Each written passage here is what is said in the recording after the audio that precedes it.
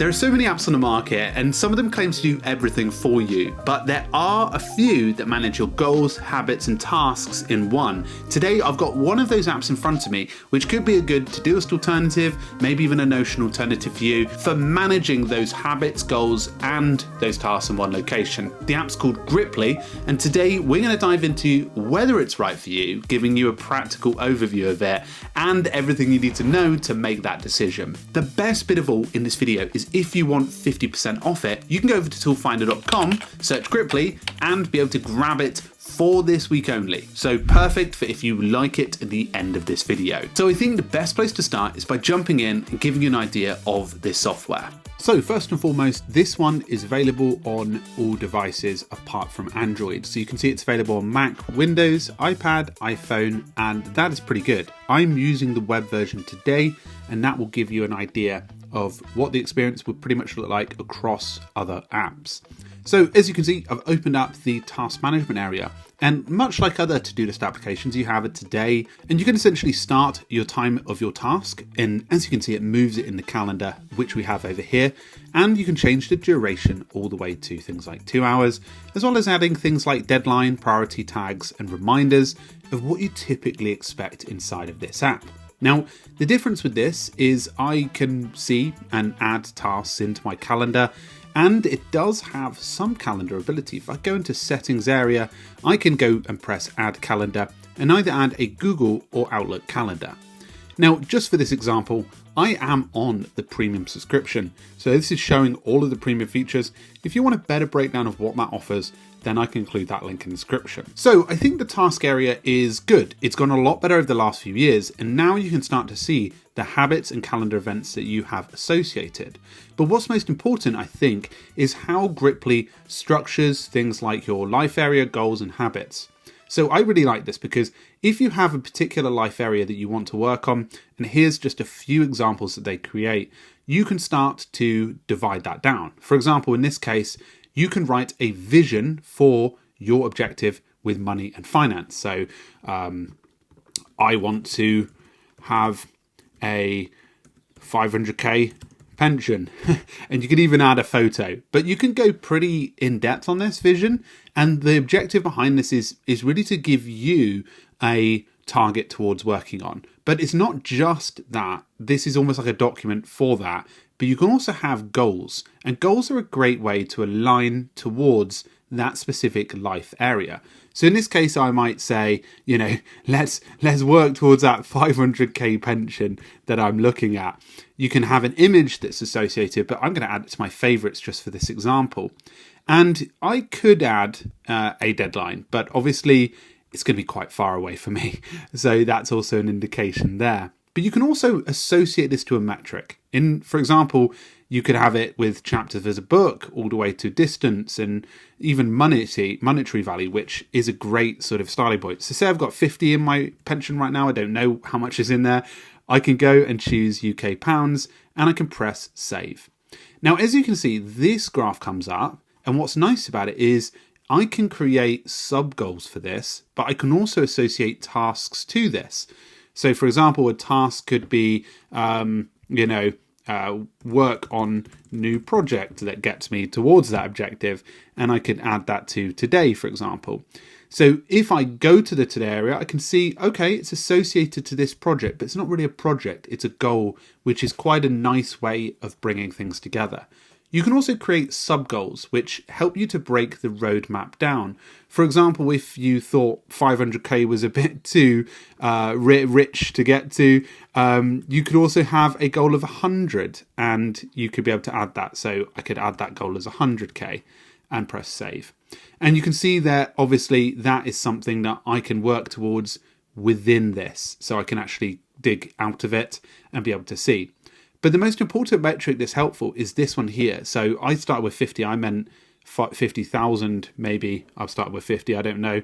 But in this case, if I say, oh, I'm on 100 now, I can start to see the progress that I'm working towards. Now, if I go into the progress, I can actually now see the goal and the sub goals and see how I'm progressing towards that individually. So you can add to the total, you can view your history, and that is really great because it's numerically valued, so you can see the progression you are going towards with that latest goal. So if I was to put maybe 3,500 and press save, then you can start to see that the target's starting to, I've already achieved it, because I meant to write 500,000. I didn't want 500, but you can start to see that the goal has been achieved for that, so I can mark that as completed. So you can see it's 100% here. But the really nice thing is you can also see a roadmap, progress, and all of the tasks within that. It's sort of like a project just for your goals. So that's really nice. And the nice thing is you can build all of these goals within each area of your life. So you can not just you can have love and relationship goals. I want to get married and have kids, or I want to read a book. So this one could be read 5 books.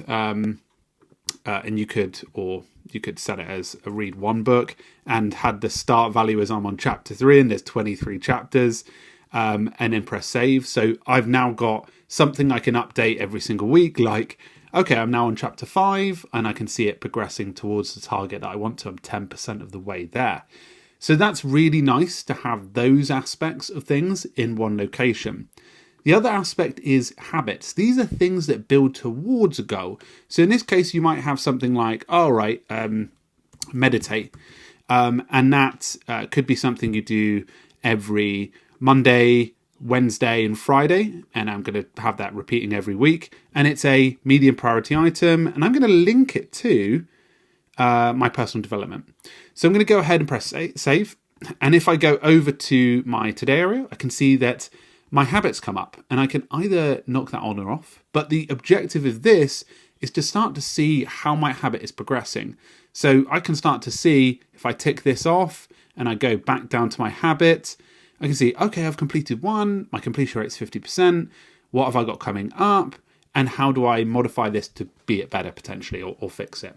But all those metrics, and it definitely looks much better on iOS, I think, give you a better idea of how that works. And it's really nice to see that in a Today area, because your habits and your tasks live in one.